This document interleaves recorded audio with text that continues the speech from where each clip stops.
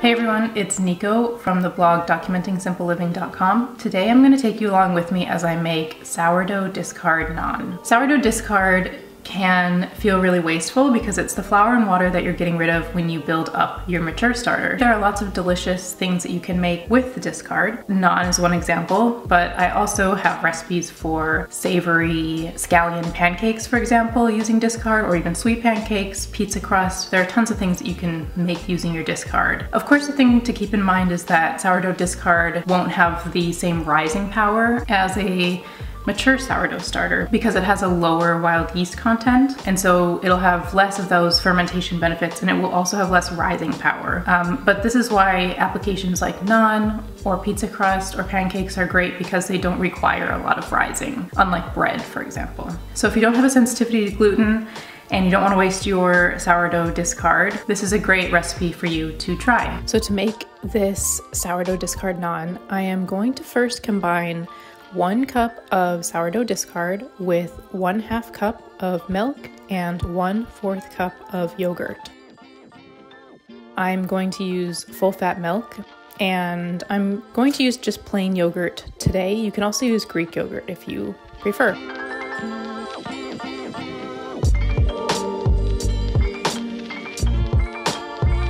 Then I'm just going to combine those.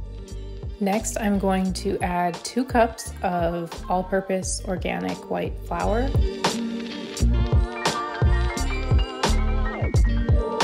and 1 teaspoon of baking powder.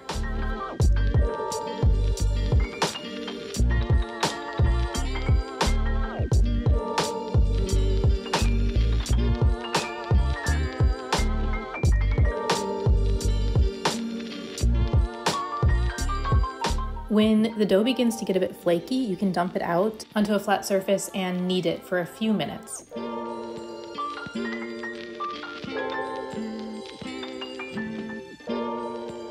If your dough is sticky like mine here, I just added a bit more flour, and that's totally fine to do. After you knead your dough, this is the point in time where if you want to do a fermented version of this, so say you're using a mature starter, you can just put the dough into your bowl and cover it with a damp tea towel for about 2 to 3 hours on your counter, and it will sort of ferment the rest of the dough. But if you're using discard like I am here, then at this point we're going to divide the dough into 8 individual balls. There are tons of variations for how you can make this naan, and one of them is by adding about 1/4 cup sesame seeds into the dough. So before you start to divide the dough into the individual naans, make sure to add in any additions that you want to include, like those sesame seeds. One thing I learned after I had made 1 or 2 of these naans is that it's a good idea to reshape them in balls after you do it one time. So shape them in balls initially, and then let them sit on the counter for a few minutes, and then reshape them into balls again. And do this by pulling the dough from the sides and tucking it under on the bottom of the ball. You can see what I'm doing here. This will help the dough stay together when you flatten the balls into the shape of the naan. I had been having some holes appear in my naan and I didn't know why, but then I kind of experimented with reshaping them and it seemed to really help.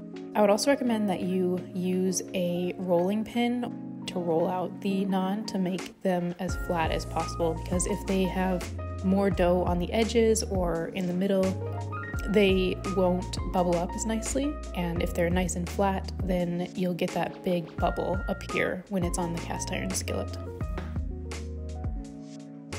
Next, I am going to heat up a cast iron skillet, very hot, and then put the naans into the skillet. Other variations that you can consider is mincing up about 2 to 3 cloves of garlic for this recipe, and then when the naans are coming off the skillet, brushing them with a little bit of butter and sprinkling the garlic on top. That would be really delicious. You could also shred some cheese into the dough and have them be kind of cheesy. You can also put chives on top, or parsley, some sort of herb. That would probably be really delicious as well if you, again, brushed them when they're really hot with some butter so the herbs stick to the outside. We like to eat these as a side for basically any meal. They're great for like a side with eggs with breakfast, or used as sandwich bread for lunch, or even a pizza base for lunch or dinner. They're basically endless variations. It's just a nice, quick, bready application of sourdough discard that you can whip up relatively quickly. If you would like a printable version of this recipe, go to documentingsimpleliving.com. There is a free printable recipe on the blog that you can download and print off and keep nearby your kitchen if you enjoy this recipe. I'll link it in the description box below as well. Thank you so much for stopping by today, and I will speak to you in the next Documenting Simple Living video.